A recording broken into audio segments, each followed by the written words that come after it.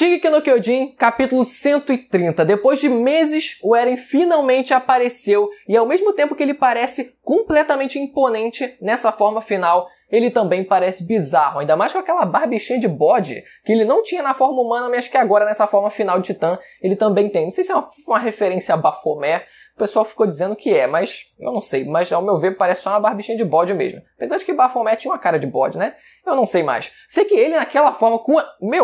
eu já vou falar mais no final desse vídeo sobre ele parecer uma marionete, mas eu vou chegar lá. Mas a forma como ele andava, com as costelas gigantes dele pelo chão, nossa, mas era um negócio muito bizarro. E a dimensão da criatura, se a gente for colocar em proporção com os colossais, que até estavam mais na frente em relação a ele, então eles estariam menores se estivessem realmente do lado do Eren, cara, só de altura daria uns 500 metros. E de comprimento talvez 1 quilômetro ali. É um negócio assim surreal. É um negócio surreal de verdade, ainda mais que muitas das vezes o Isayama nem respeita as próprias proporções dos titãs que ele cria. Então dá pra gente chutar qualquer valor. Mas esse capítulo ele foi dividido em duas partes. A primeira, o que a gente teve foi uma série de flashbacks e de diálogos do Eren com vários dos personagens. E a segunda metade foi de fato o Eren entrando em ação, os colossais, uma sequência de páginas absurdas. Realmente esse é o forte do Isayama depois que ele aprimorou a técnica de desenho dele, que é conseguir criar essas páginas bem detalhadas,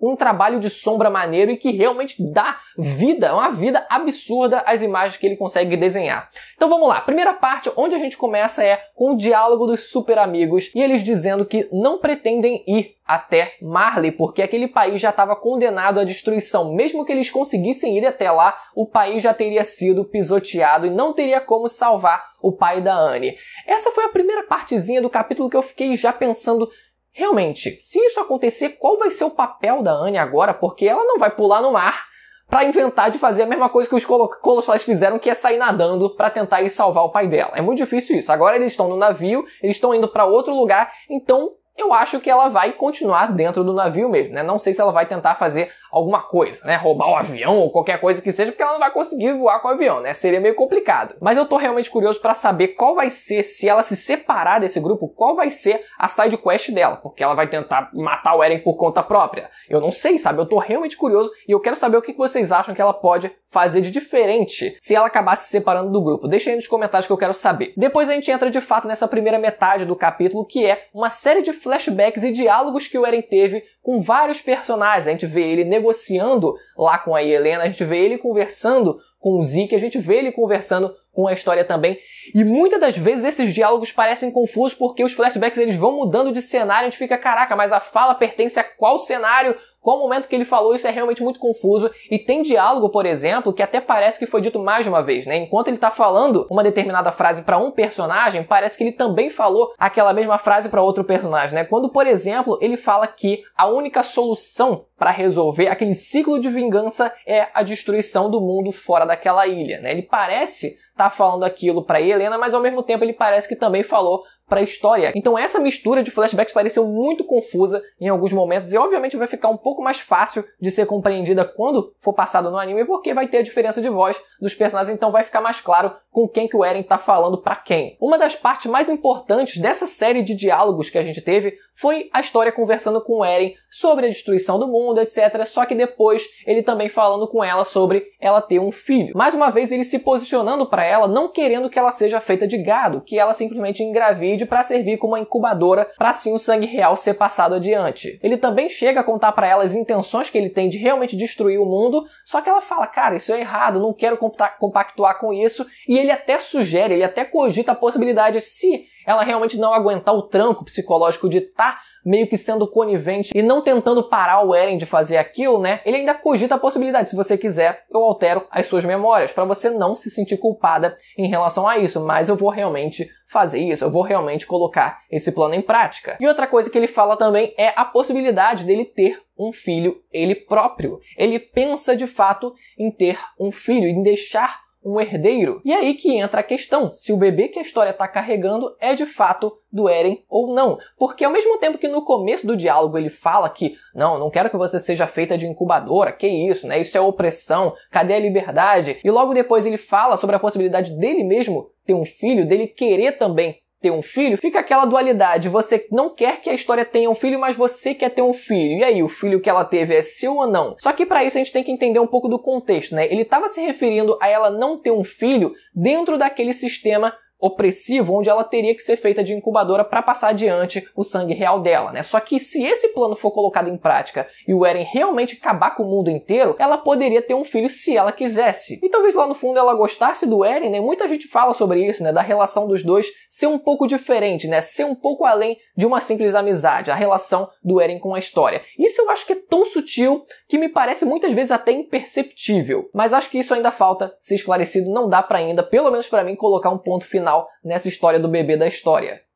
História do bebê da história, agora que eu peguei a piada. E ao mesmo tempo em que isso é discutido, o Zeke, em um dos flashbacks, conversa com o Eren sobre a Mikasa, dizendo que, por mais que existam esses genes dos Ackerman, deles geneticamente terem essa intenção de protegerem algum mestre, seguirem algum mestre e dedicarem suas vidas a essas pessoas, o Zeke cogita que o que a Mikasa faz no fundo é porque ela de fato gosta do Eren. E essa fala foi colocada nesse capítulo, obviamente para entrar em conflito com a decisão do Eren se ele ia ter um filho ou não, se seria um filho com a Mikasa ou não, ou se, por exemplo, ele iria engravidar a história e, na verdade, ele é pai do filho da história. Tudo isso ainda precisa ser esclarecido. E mais um detalhe que a gente vê desse flashback todo é o Eren quando ele se fere para conseguir se disfarçar lá no reino de Marley, né? Se passando por um sobrevivente de guerra com sequelas, sem uma perna, arrancando a própria perna, furando o próprio olho para se fingir de cego. Na verdade, ele ficou cego de um olho realmente, né? Ele não estava só fingindo, mas ele cortando a própria perna e arrancando o próprio olho fora, esmagando o próprio olho mesmo.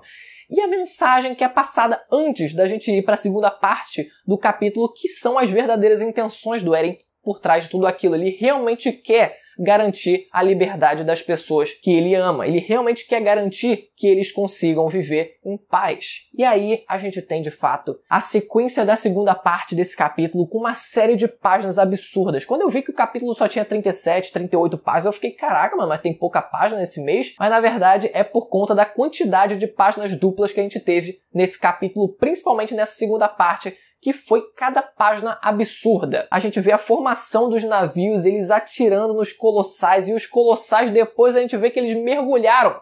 Eles estão submersos debaixo da água. Eu falei, meu Deus do céu, por essa ninguém esperava.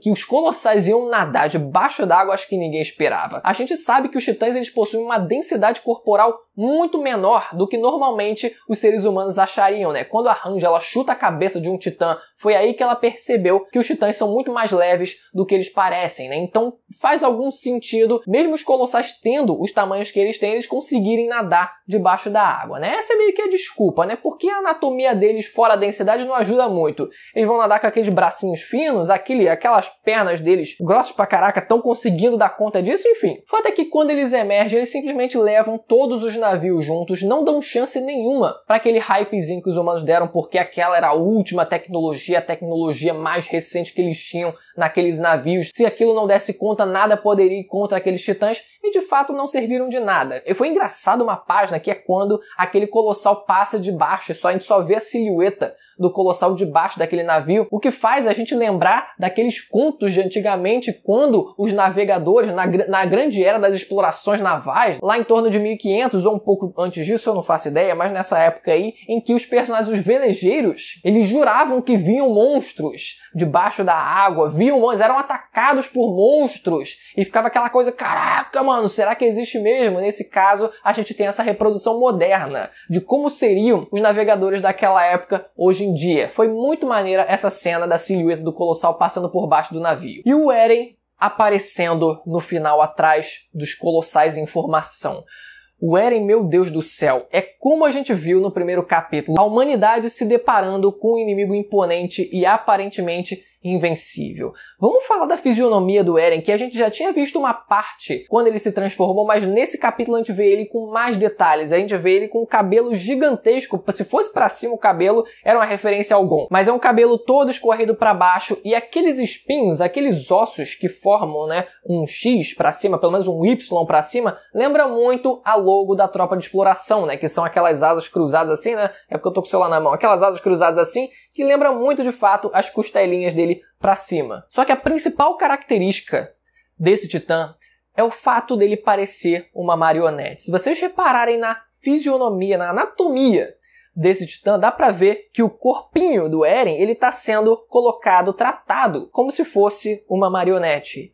E isso não é à toa, porque Shingeki no Kyojin discute muito sobre liberdade. Só que o que de fato é liberdade, quando, por exemplo, a gente parar para pensar naquela famosa frase, o homem está condenado a ser livre. O homem é escravo das suas próprias escolhas, porque a gente sendo livre, a gente precisa escolher o que fazer. Mesmo quando a gente escolhe não fazer nada, a gente está escolhendo alguma coisa. Então a gente precisa tomar decisões nas nossas vidas. Então a gente é escravo dessa liberdade nesse sentido. É curioso que uma das falas do Eren nesse capítulo tenha sido, mesmo que tudo tenha sido predestinado desde o começo, eu quis que tudo isso acontecesse. Me parece muito aquela autoafirmação como uma necessidade de realmente acreditar que ele fez tudo aquilo, apesar dele saber que estava tudo predestinado, que ele fez tudo aquilo porque ele queria. Porque no fundo ele não tem essa certeza toda, ele na verdade quer acreditar nisso. E uma outra fala muito curiosa também foi quando ele discutiu com o Armin.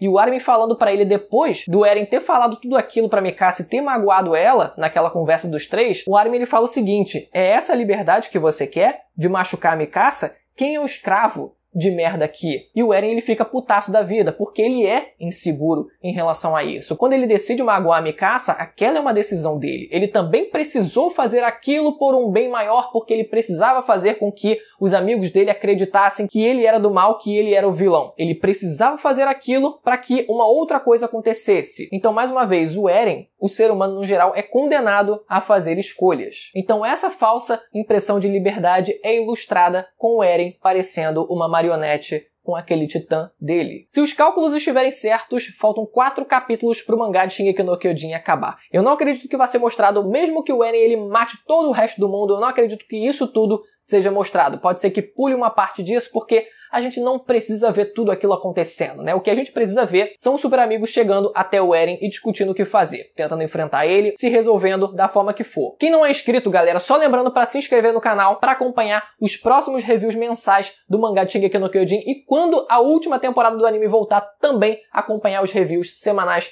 do anime. E aproveitar e ativar o sininho também para receber as notificações. Vou ficando por aqui, até a próxima. Tchau!